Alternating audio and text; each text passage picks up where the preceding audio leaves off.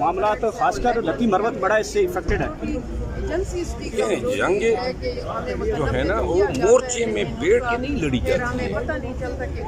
और दहशत गर्दी की ये जो जंग है ये अब बिलखसूस इस रमज़ान में एक ऐसे स्टेज पे पहुंची जा रही है जहां पे डू और डाई का फैसला करना पड़ेगा। जितने लोगों ने हथियार उठाए हैं और जो रियासत कहती है कि हमने बसाए हैं, या तो उनसे मुज़ाकरात कर लें, बात कर लें, अवाम की गलू खलासी करा दे। और अगर बिलफर्ज नहीं मानते हैं और खामखा जो हैं हथियार के ज़ोर पे अवाम को या पाकिस्तान को सरनगू करना चाहते हैं, तो फिर कानून के मुताबिक मुल्क के मफाद में जो भी रास्त इक़दाम है उठाना चाहिए। ख्वाजा आसिफ साहब ने कहा है कि अगर मेरे इस्तीफे से दहशत गर्दी कम होती है तो मैं बिल्कुल कुर्बान इस मुल्क के लिए मैं इस्तीफा देने को तैयार हूँ। मेरा ख्याल नहीं है कि वज़ीर दिफा जो है पाकिस्तान का वो दहशत गर्दी के कंट्रोल करने में कोई उनका किरदार हो सकता है, माँ सिवाय इसके कि वो सेंसिटाइज कर सकता है। मैं नहीं समझता हूँ कि उनका इस्तीफा जो है वो दहशत गर्दी के खात्मे के लिए कोई ज़रूरत भी है या इससे कोई फ़र्क पड़ेगा। मामला तो खासकर लकी मरवत बड़ा इससे इफेक्टेड है। ये जंग जो है ना वो मोर्चे में बैठ के नहीं लड़ी जाती है। और दहशत गर्दी की ये जो जंग है ये अब बिलखसूस इस रमज़ान में एक ऐसे स्टेज पे पहुंची जा रही है जहां पे डू और डाई का फैसला करना पड़ेगा। जितने लोगों ने हथियार उठाए हैं और जो रियासत कहती है कि हमने बसाए हैं, या तो उनसे मुज़ाकरात कर लें, बात कर लें, अवाम की गलू खलासी करा दे। और अगर बिलफर्ज नहीं मानते हैं और खामखा जो हैं हथियार के ज़ोर पे अवाम को या पाकिस्तान को सरनगू करना चाहते हैं, तो फिर कानून के मुताबिक मुल्क के मफाद में जो भी रास्त इक़दाम है उठाना चाहिए। ख्वाजा आसिफ साहब ने कहा है कि अगर मेरे इस्तीफे से दहशत गर्दी कम होती है तो मैं बिल्कुल कुर्बान इस मुल्क के लिए मैं इस्तीफा देने को तैयार हूँ। मेरा ख्याल नहीं है कि वज़ीर दिफा जो है पाकिस्तान का वो दहशत गर्दी के कंट्रोल करने में कोई उनका किरदार हो सकता है, माँ सिवाय इसके कि वो सेंसिटाइज कर सकता है। मैं नहीं समझता हूँ कि उनका इस्तीफा जो है वो दहशत गर्दी के खात्मे के लिए कोई ज़रूरत भी है या इससे कोई फ़र्क पड़ेगा। और पाकिस्तान तहरीक इंसाफ शिरकत कर रही है इमरान खान के बगैर। तो तहरीक इंसाफ के दोस्तों से पूछेंगे। अच्छा, क्या समझते हैं कि जो इस वक्त दहशत गर्दी लकी मरवत में हुई है, आपका वो हल्का है, क्या समझते हैं सिक्योरिटी क्लैप्स कहाँ पे हैं, दहशत गर्दी कैसे ठीक हो सकती है? ये सारे मामला तो खासकर लकी मरवत बड़ा इससे इफेक्टेड है। जंग जो है ना वो मोर्चे में बैठ के नहीं लड़ी जाती है। और दहशत गर्दी की ये जो जंग है ये अब बिलखसूस इस रमज़ान में एक ऐसे जा रही है जहां पे डू और डाई का फैसला करना पड़ेगा।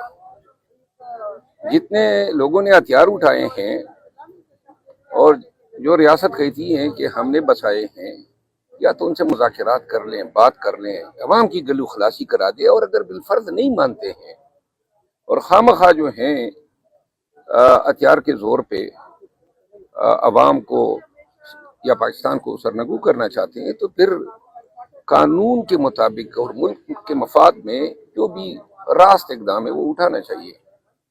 ख्वाजा आसिफ साहब ने कहा है कि अगर मेरे इस्तीफे से दहशत गर्दी कम होती है तो मैं बिल्कुल कुर्बान इस मुल्क के लिए मैं इस्तीफा देने को तैयार हूँ।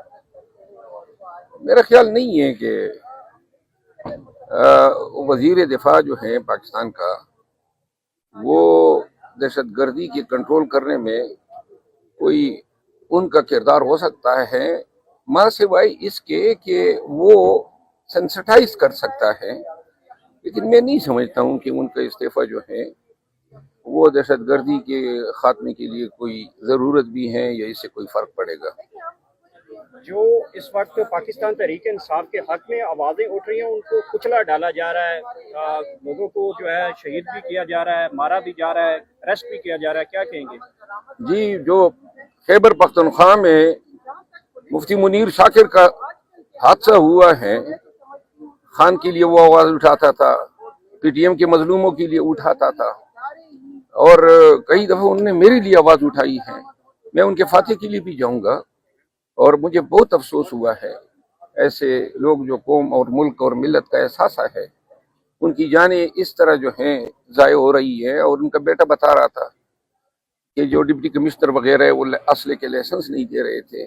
کتنی زیادتی ہے جب ایک شخص کو پتہ ہے ان کو تھریٹس مل رہے ہیں اور آپ ان کو اسلحہ بھی نہیں دیتے ہیں اپنی جان کی رکھوالی کر سکے۔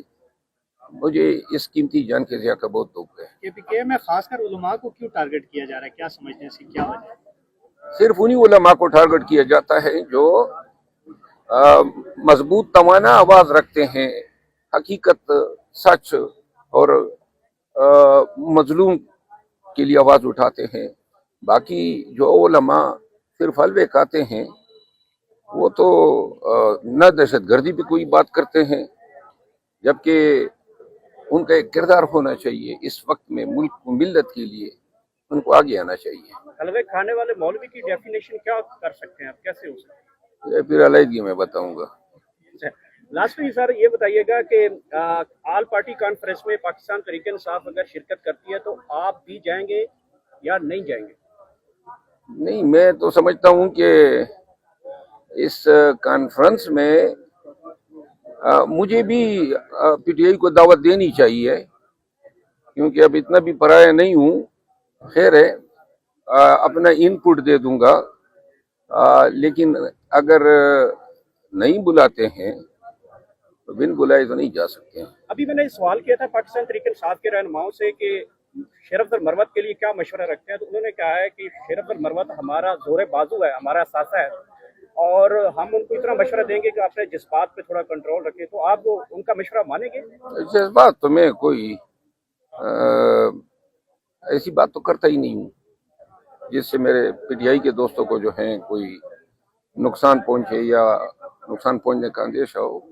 باقی یہ ہلکی پھلکی گفتگو ہوتی رہتی ہے۔ ایک کمیٹی بننے جا رہی ہے جو عمران خان سے ملاقات کرے گی، جو کچھ سوشل میڈیا پہ ہو رہا ہے، عمران خان اس چیز کو روک پائیں گے یا ان کے کنٹرول سے بھی یہ چیزیں باہر ہیں؟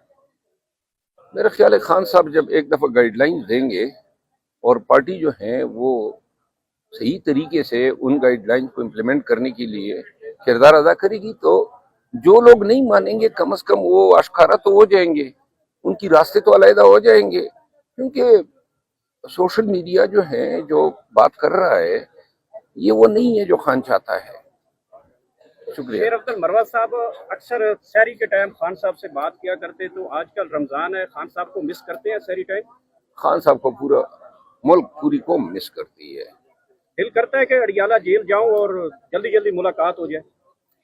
نہیں، میرا دل نہیں کرتا ہے اب جانے کے لیے، جاؤں گا جب بلایا جائے گا۔ اگر عمران خان کے اوپر کوئی ٹرولنگ کرتا ہے، تنقید کرتا ہے، تو ان کا دفاع کریں گے اپنے لیڈر کے لیے؟